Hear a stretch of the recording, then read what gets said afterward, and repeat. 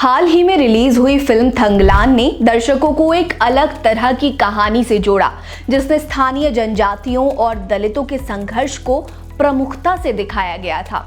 इस फिल्म ने न केवल ऐतिहासिक संदर्भों को सामने रखा, बल्कि भारतीय सिनेमा में एक नया दृष्टिकोण भी पेश किया।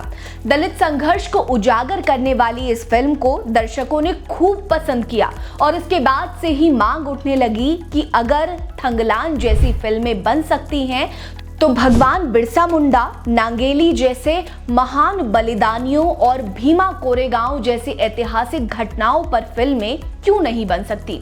बिरसा मुंडा भारतीय स्वतंत्रता संग्राम के एक ऐसे नायक थे जिन्होंने अपने समुदाय के अधिकारों के लिए अंग्रेजों के खिलाफ विद्रोह का बिगुल फूंका।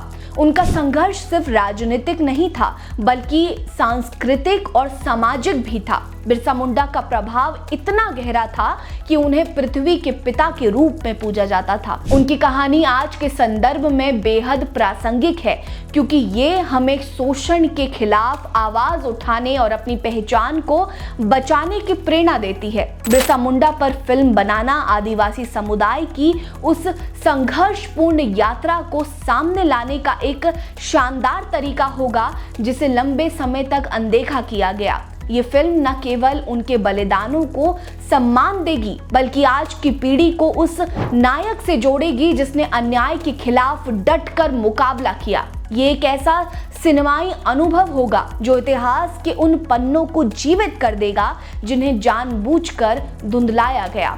अगला है भीमा कोरेगांव। भीमा कोरेगांव की लड़ाई भारतीय इतिहास की एक ऐसी घटना है जिसे दलित समाज अपनी असीमता और आत्मसम्मान की जीत के प्रतीक के रूप में देखता है। इस युद्ध में अंग्रेजी सेना में शामिल महार सैनिकों ने पेशवा सेना को धूल चटाई थी। ये जीत केवल सैन्य विजय नहीं थी, बल्कि जातिगत उत्पीड़न के खिलाफ एक ऐतिहासिक विद्रोह का प्रतीक था।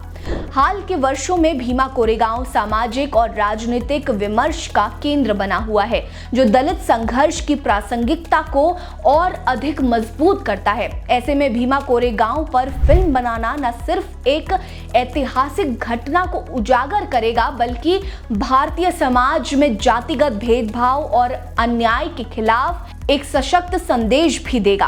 अगर इस घटना पर फिल्म बनती है तो ये फिल्म दर्शकों को उस गर्व और संघर्ष की भावना से जोड़ेगी जिसने दलित समाज को अपनी पहचान और सम्मान के लिए लड़ने की ताकत दी। अगला है नंगेली, नारी सशक्तिकरण की अनसुनी कहानी।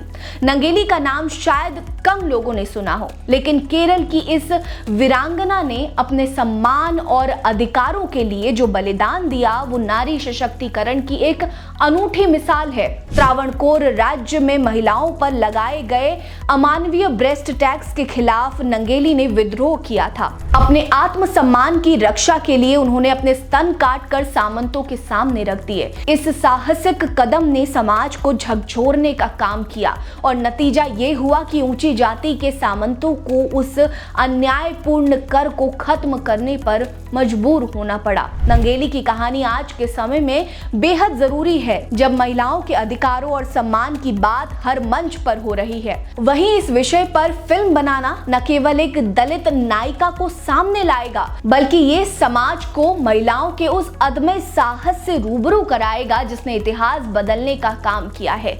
ये फिल्म हर उस महिला के लिए प्रेरणा होगी जो अपने हक के लिए लड़ रही है। जैसा कि आप जानते हैं कि भारतीय सिनेमा सिर्फ मनोरंजन का साधन नहीं है, बल्कि समाज को आईना दिखाने और इतिहास के अनकहे सच को उजागर करने का एक शक्तिशाली माध्यम भी है। थंगलान जैसी फिल्में हमें ये एहसास दिलाती हैं कि हमारे देश में कितनी ही कहानियां दबी पड़ी हैं, जो सिनेमा के जरिए दुनिया के सामने आनी जरूरी है और आनी भी चाहिए।